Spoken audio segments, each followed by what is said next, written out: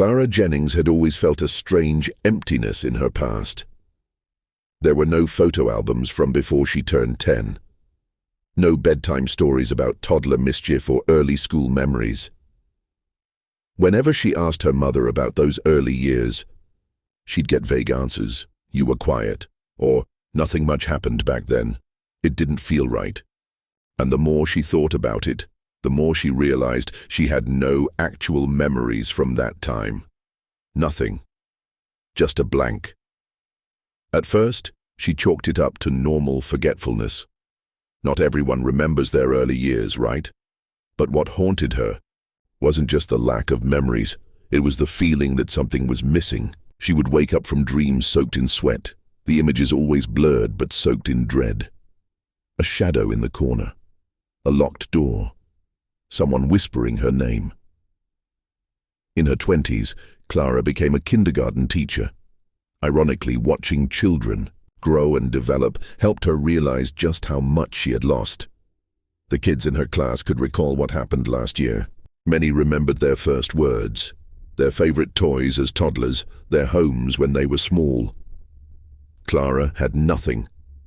That's when she decided to find out why. Her first therapist told her it was nothing serious.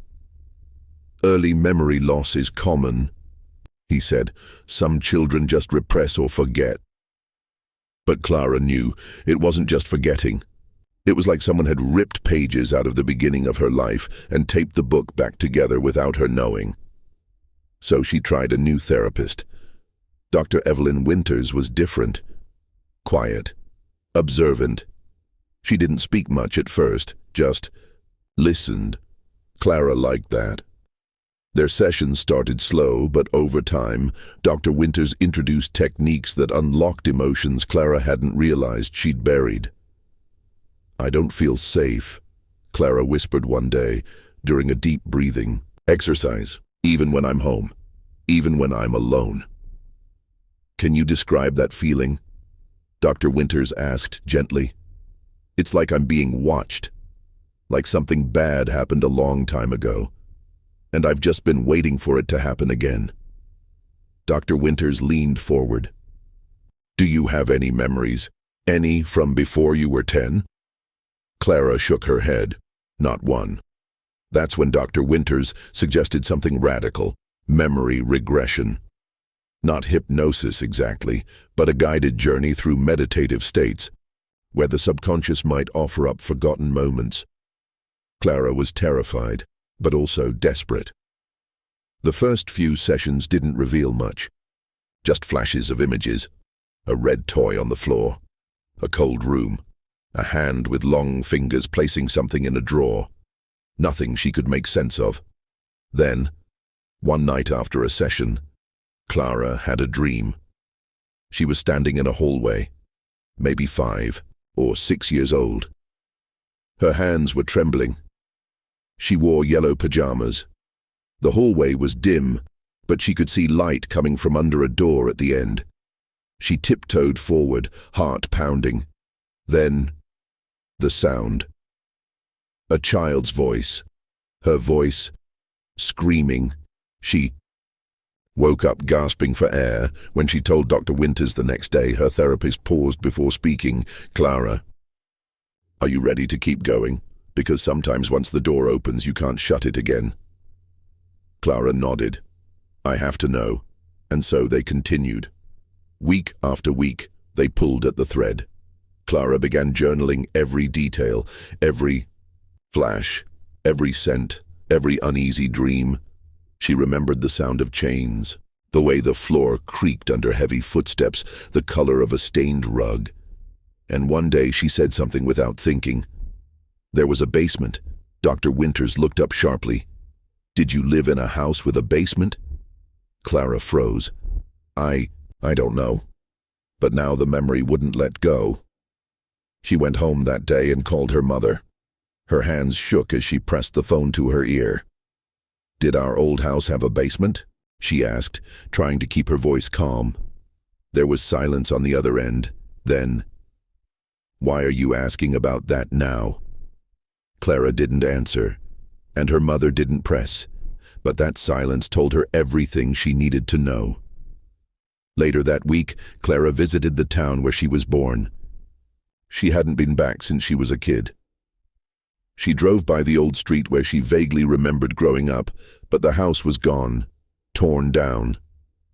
A new development now stood in its place. She stood in front of it for a long time. The ache in her chest grew heavier. Why would a house be torn down if there wasn't something wrong with it? She asked neighbors. Most were new, but an elderly man sitting on his porch squinted at her when she introduced herself. "You Jennings' daughter?" he asked. Clara nodded. "Yeah, I remember you. Quiet little girl, always out on the swing. Shame what happened." Clara's stomach dropped. "What do you mean? What do?" The man shrugged. "They said someone broke in once. After that, your family moved real fast. Never saw you again." "Someone broke in?"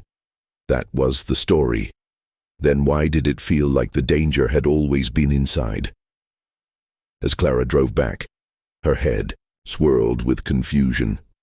Her mother's silence, the dream, the stranger's comment, the missing basement. What could be so terrifying that her own mind had buried it? What do you think Clara will uncover next? And if you were in her place, would you want to remember? Clara couldn't stop thinking about what the old man had said. Shame what happened. That phrase echoed in her mind, heavy with implication. If someone had broken into the house, why didn't her mother ever mention it? Why had she moved her daughter away without explanation, without a trace of those years? The facts weren't lining up. The next time she saw Dr. Winters, Clara brought up the neighbor's comment. She waited for some reassurance, something that would make it all make sense. But Dr. Winters simply leaned back, her expression unreadable. "Do you feel like your mother's hiding something?" she asked. Clara didn't hesitate. "Yes. And I think she's been hiding it my whole life."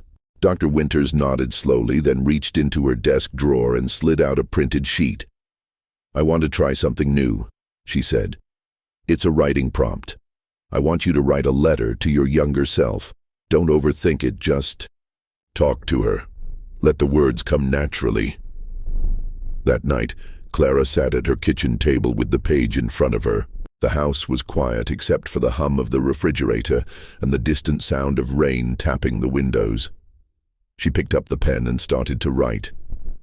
"Dear little me, I know you're scared. I know you feel alone. But I'm here now. I'm listening. You don't have to hide anymore. Tell me what happened in the basement. Tell me what you saw." Clara's hand trembled. The words weren't her own. It felt like something deep inside was finally breaking the surface. She pressed the pen harder. "Remember the door? I remember it was locked, and he had the key. You knew not to scream, but you did. That's why he—" She dropped the pen. Her chest tightened. Tears stung her eyes. She had no idea who he was, but her hand had written it like she'd always known. The next day she showed the letter to Dr. Winters. Her therapist didn't flinch. Instead, she pointed to one word: locked. "Clara, this might be a breakthrough. Do you feel ready to try regression again?" Clara nodded, despite the cold sweat forming at the back of her neck. During the session, Dr. Winters guided her into a calm, meditative state. Clara's breathing slowed. She was floating, weightless, eyes closed but seeing everything. The memory came without warning. She was standing at the top of the basement stairs. Her feet were bare. The light bulb above her flickered. She looked down into darkness. She didn't want to go, but a voice, deep and rough, ordered her, "Now." She took a step, then another. The cold concrete met her toes. Something was moving in the corner. A cage? No, a crib. She tried to look closer, but the memory broke. Clara gasped, shooting upright on the couch, clutching her chest. "I saw something," she whispered. "Or someone." Dr. Winters handed her a glass of water. It could be a memory of another child, or it could be symbolic. Clara shook her head. It wasn't symbolic. It felt real. That night, Clara couldn't sleep. She kept thinking about the crib, the voice, the stairs. She dug through boxes in her closet, hoping to find something, anything that could confirm what she saw.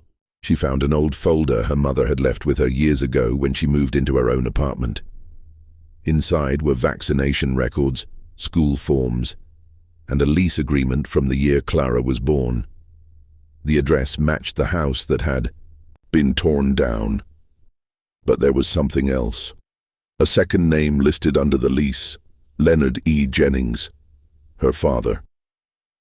She stared at the name. Her mother never spoke of him, always said he left when Clara was very young.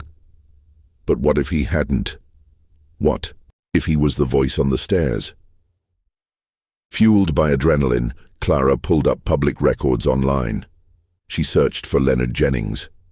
The name came up once, in an old police report from 1999, an arrest for disturbing the peace and destruction of property. The address listed on the report? The same house. Clara's hands shook.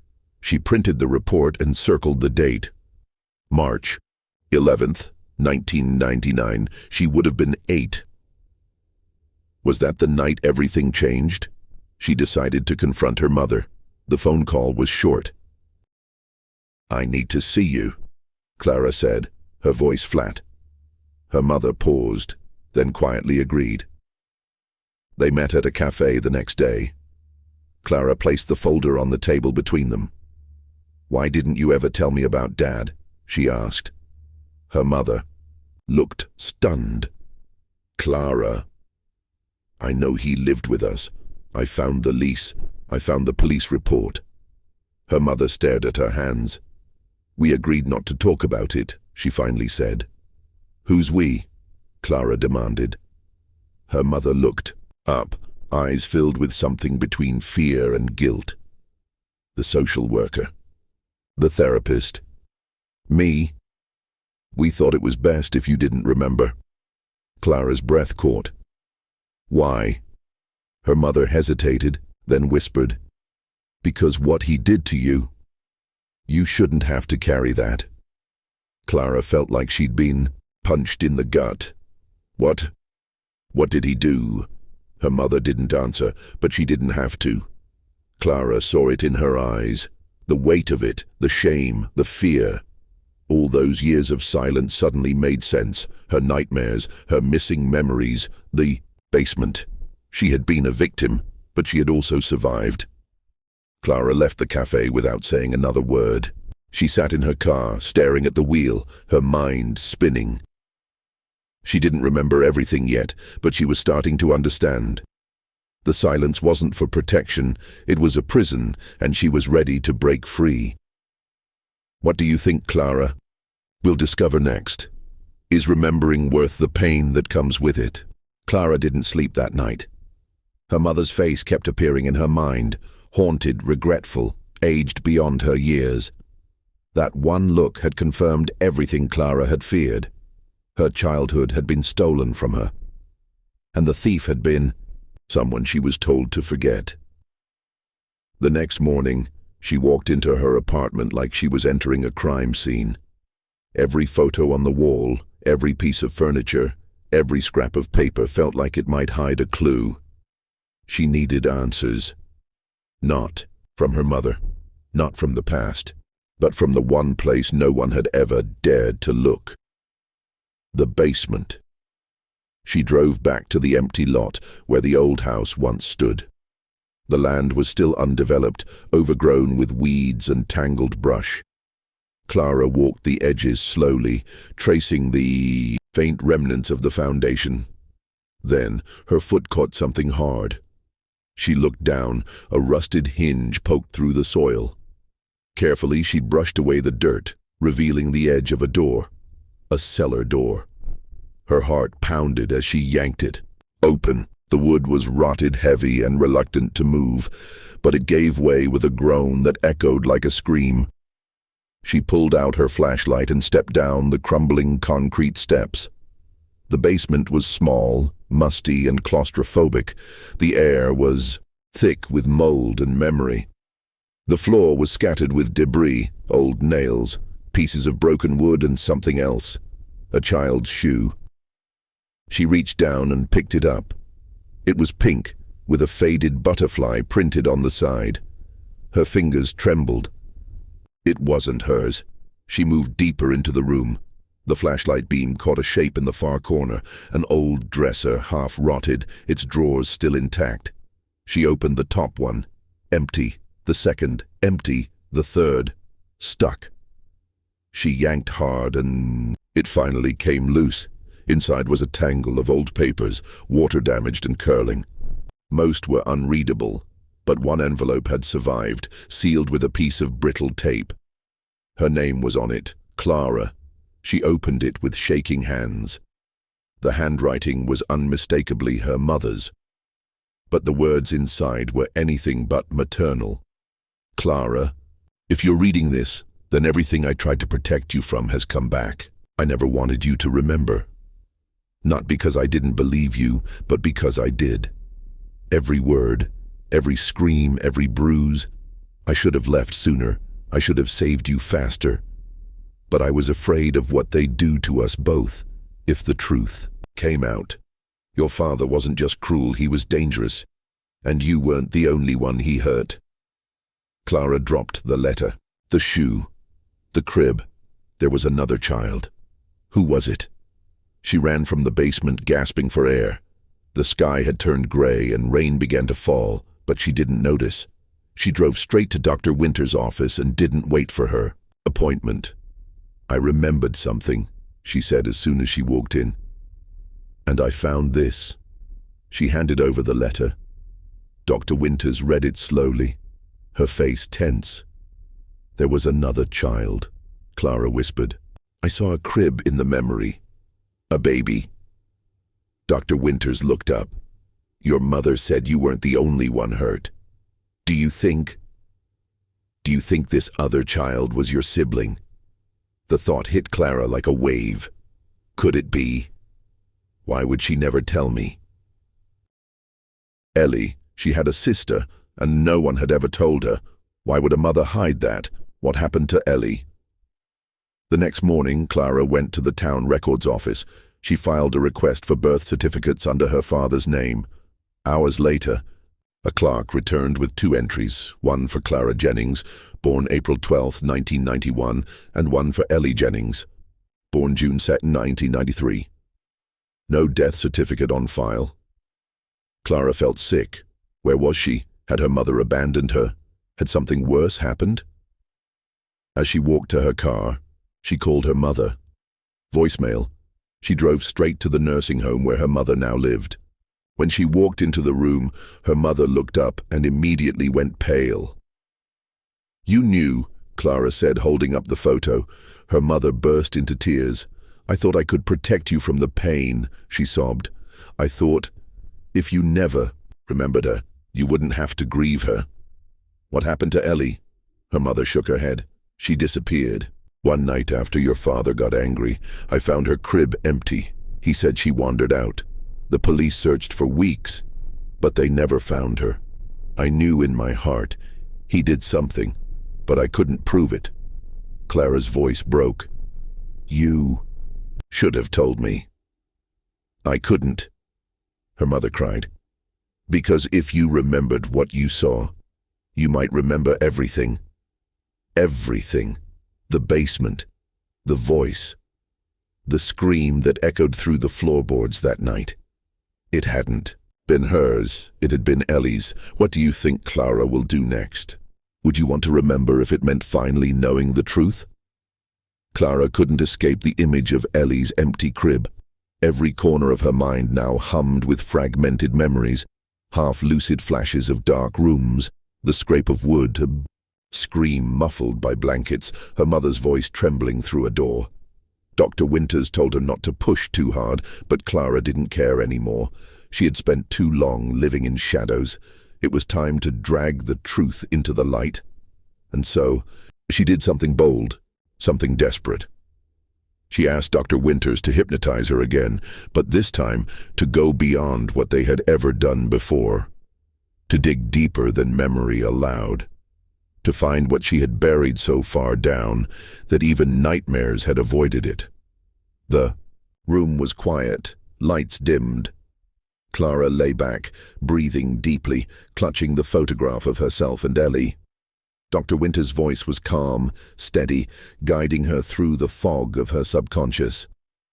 "You're safe," she said gently. "Go back to the night of the storm, the night you heard the scream. What do you see?" Clara's body stiffened. "I'm on the stairs," she whispered. "I'm holding a stuffed rabbit. The lights are off. I hear shouting and then crying." "Where are they coming from?" "The basement," Clara murmured. "Daddy said never to go there. But the door's open." She was trembling now. Her breath came fast, shallow. "I'm walking down. There's water on the steps. I hear Ellie. She's crying." Dr. Winters leaned in. "What happens next?" Clara was silent for a long moment. Then, in a small, broken voice, she said, "I saw Daddy. He was holding her, shaking her. She was so small. She kept crying. He yelled something about shutting her up. Then he turned and saw me." Her fingers clenched the edge of the couch. He dropped her. Not on the ground. Into something. A hole in the floor. Clara began to cry. "I didn't tell anyone. I couldn't. He said if I ever spoke of it, he'd put me in there too. He made me forget. He made me forget." Dr. Winters gently brought her out of the trance, and Clara collapsed into sobs. She had seen the truth. She had seen the end of Ellie's life, and the reason her mind had locked it away. But it wasn't over. The next morning, Clara returned to the site of the old house one last time, this time with a private investigator she'd hired. She showed him the cellar, the dresser, the shoe, and the spot where she remembered the trapdoor being. They dug. Hours passed, nothing but dirt and stone.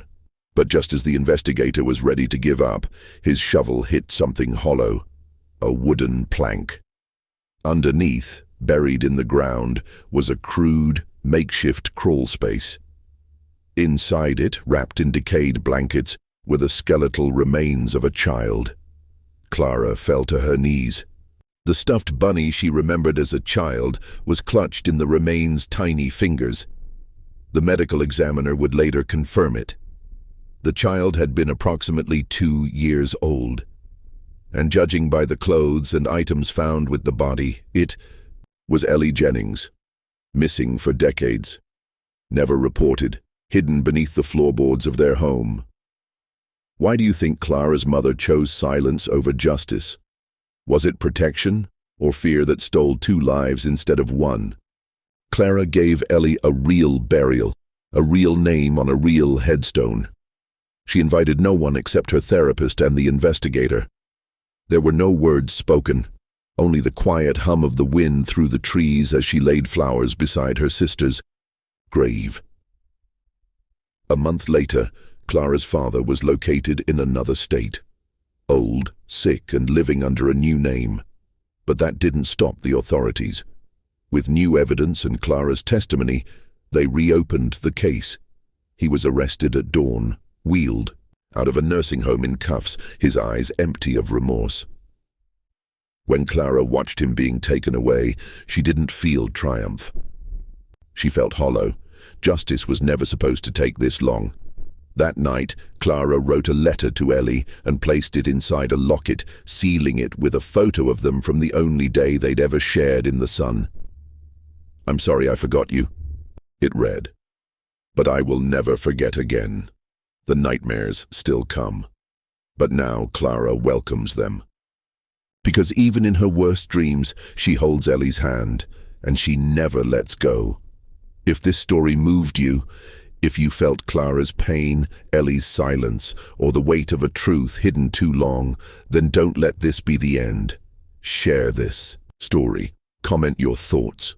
Follow for more real emotional stories that echo long after the final word. Because sometimes, the past still cries out to be heard.